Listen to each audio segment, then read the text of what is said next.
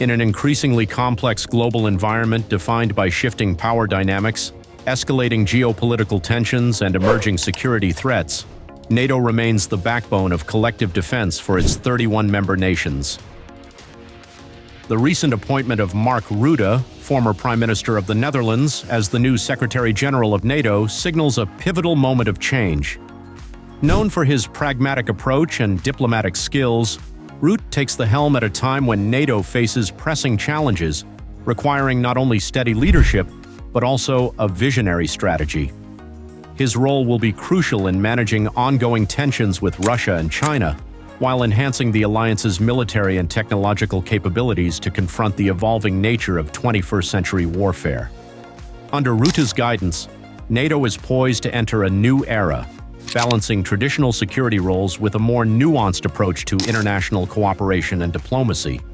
His leadership is expected to redefine NATO's future as it navigates modern warfare and global instability. Early life and education. Mark Rutte was born in The Hague, South Holland, the youngest child of Isaac Rutte, a merchant, and Hermina Cornelia Dilling, a secretary. His father's first wife, who was also Hermina's sister, tragically passed away in a prisoner of war camp in Indonesia during World War II. Rutte grew up in a large family of 7 siblings from his father's 2 marriages, one of whom passed away from AIDS in the 1980s, a loss that profoundly impacted Rutte's life. Rutte attended the Maryland Lyceum from 1979 to 1985, where he pursued a focus on the arts. Though he originally aspired to be a concert pianist, he decided to study history at Leiden University, where he earned his MA in 1992. While at university, he became active in politics, serving as the chair of the Youth Organization for Freedom and Democracy, JOVD, the youth wing of the VVD, People's Party for Freedom and Democracy.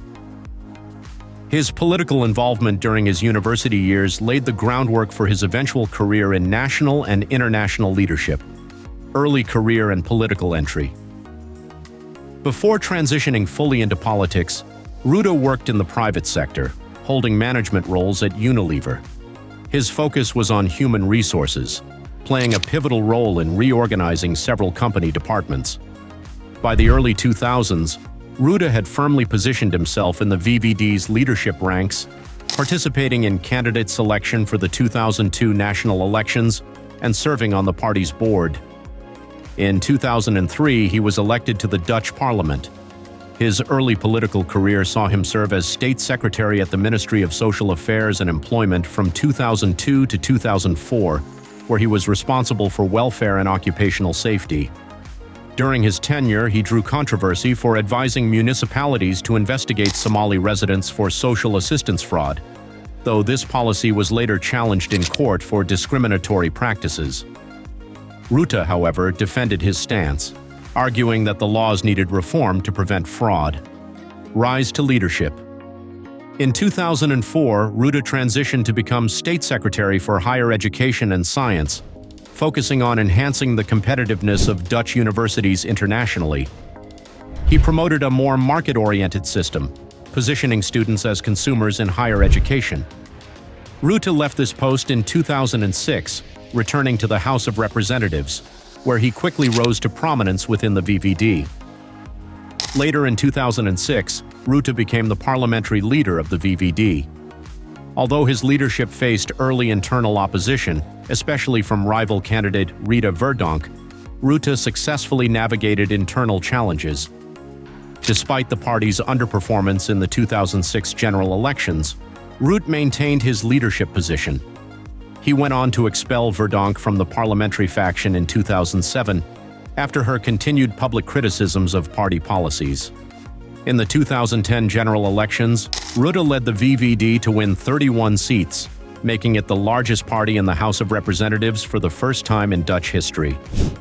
Though coalition negotiations were challenging, Rutte succeeded in forming a center-right government with the Christian Democratic Appeal, CDA, and external support from Geert Wilders' Party for Freedom, PVV.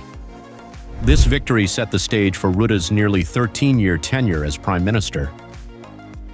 NATO candidacy and appointment. Rutte's interest in becoming NATO's Secretary-General was first hinted at in late 2023, following the resignation of his government earlier that year. His candidacy was quickly supported by major NATO members, including the United States, the United Kingdom, France, and Germany. While other qualified candidates, including Estonia's Prime Minister Kaja Kallas and Romania's President Klaus Iohannis, emphasized the importance of geographic diversity in defense spending, Rutte emerged as the favored candidate. Despite facing a lengthy selection process due to debates over geography, gender, and defense contributions, Rutte worked diligently to secure the support of all NATO members. He visited key countries like Turkey, Hungary, and Slovakia, ensuring he addressed their concerns. Romania was the last nation to drop its opposition, allowing Rutte's appointment to be finalized by consensus on June 26, 2024. Challenges ahead. Rutte steps into his role at a critical juncture for NATO, with Russia's invasion of Ukraine continuing to destabilize the region. One of his immediate challenges will be shaping NATO's long-term response to Russian aggression, as Eastern European countries call for stronger defense measures and France pushes for greater involvement. Another potential issue is the uncertain future of U.S. involvement in NATO, particularly if Donald Trump returns to the presidency in the upcoming U.S. election. Trump has pledged to cut U.S. funding for Ukraine, which could severely impact NATO's credibility and collective defense efforts. Rutte will need to navigate these political waters carefully, ensuring that NATO remains united in its mission despite potential changes in U.S. foreign policy.